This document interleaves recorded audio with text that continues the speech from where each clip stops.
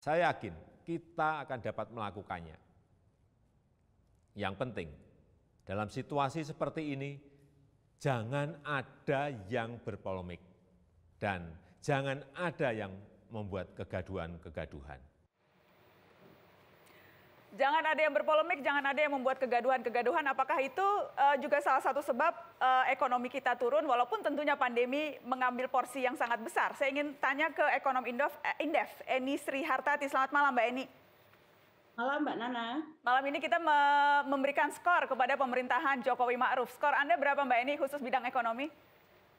Ekonomi memang sangat buruk ya, tapi memang tidak hanya Indonesia, seluruh dunia gitu. Jadi yang pasti nggak ada satupun negara yang lulus ekonominya dari pandemi. Jadi pasti nilainya di bawah C semua. Jadi kalau skor 0 sampai 10 ya di antara 3 sampai 4 angkanya. Kalau respon terhadap pandemi dari sisi ekonomi apakah sudah tepat? Karena kan tadi Anda katakan semuanya terkena pandemi, tapi responnya bagaimana?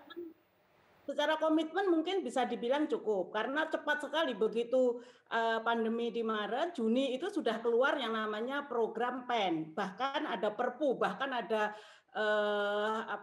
menjadi undang-undang. Secara respon dari kebijakan mungkin cukup cepat.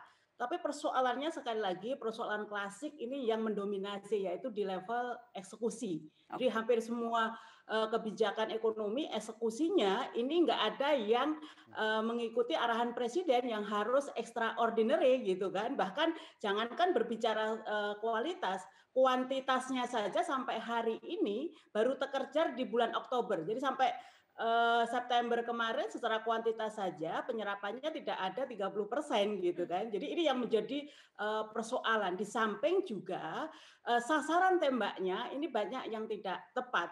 Jadi mitigasi yang paling urgent untuk penanganan COVID ini kan COVID-nya sendiri, tetapi justru kita kontraproduktif, bahkan berbeda sendiri track-nya dengan banyak negara, hampir semua negara sudah melandai, kita malah semakin meningkat gitu. Oke, saya ingin lempar ke Mbak Irma. Mbak Irma masih bersama kami. Bagaimana Mbak Irma? Jadi komitmennya ada, tapi eksekusinya berantakan, Mbak Irma. Itu yang saya simpulkan.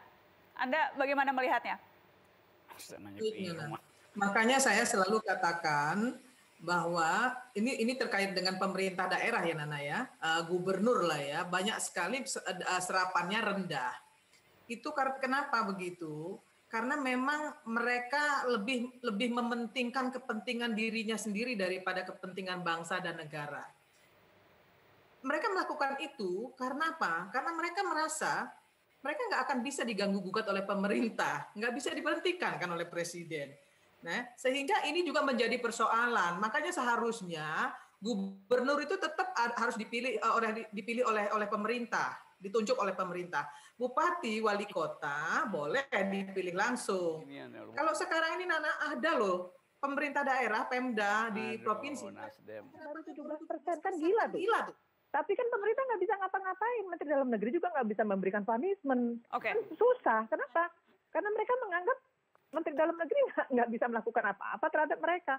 Dan ini menjadi bahaya, Nana. Tapi Nana, sekali lagi ingin saya sampaikan bahwa sedikit aja. Saya memberikan apresiasi kepada Ibu Sri Mulyani. Di tengah pandemi COVID seperti hari ini, ekonomi kita masih bisa bertahan dibandingkan Singapura, Malaysia, dan Jepang misalnya seperti itu. Kita baru masuk ke krisis setelah mereka terjun duluan gitu. Ini juga harusnya dibandingkan, jangan cuma bicara dalam negeri, tapi harus dibandingkan juga dengan negara-negara di luar kita. Oke, saya ingin minta silakan menanggapi. Bang Mardhani mau menanggapi atau Bang Rocky?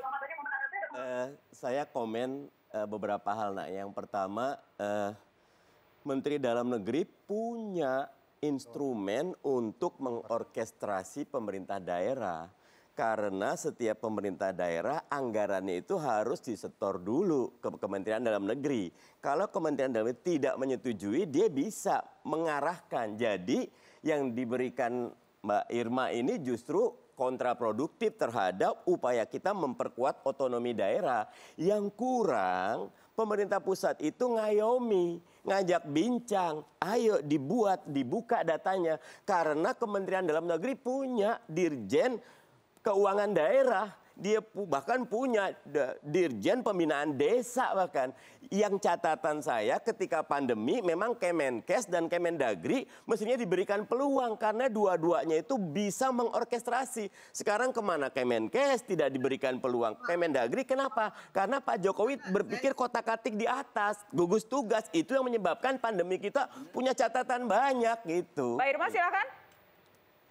Ya salah. Kalau Pak Mardhani bilang Mendagri punya orkestra, betul punya orkestra. Tapi apakah orkestra itu dipatuhi oleh gubernur? Enggak dipatuhi, Pak. Kenapa? Saya menambahkan. Mereka tidak dipilih dan ditunjuk oleh pemerintah. Saya menambahkan. Tidak ditunjuk oleh pemerintah, itu yang menjadi masalah. Makanya saya tadi bilang harusnya gubernur ditunjuk oleh pemerintah sehingga. Silakan Bang Rocky, Anda mau menanggapi? Saya. Ya. Keliru Pak Mardhani tadi bicaranya. Saya. Silakan Bang Rocky Gerung. Saya menanggapi pikiran bukan bunyi-bunyian tuh. Bunyi-bunyian itu tadi yang disampaikan Mbak Irma menurut Anda bunyi-bunyian? Iya, suara aja. Pikirannya kan nggak ada. Apa yang mau ditanggapi? Saya mau merespon. Sebentar. Kalau yang namanya mamalia diajak bicara, pohon diajak bicara, kemudian bunga-bunga diajak bicara, itu yang baru nggak ada pikirannya. Nggak nyampe itu. Itu kan pikirannya nggak nyampe. ada di dengkul. Ada itu di otak. Saya mau merespon pernyataan. Seperti itu. Pernyataan Irma itu baru hoax menurut saya. Kenapa di dalam undang-undang tidak bisa didengarkan dengan jelas kalau semuanya berbicara. Masih ada waktu? Apa kita harus break? Kita harus break dulu. Setelah pariwara kami kembali tetap di sini. Coba bayangin.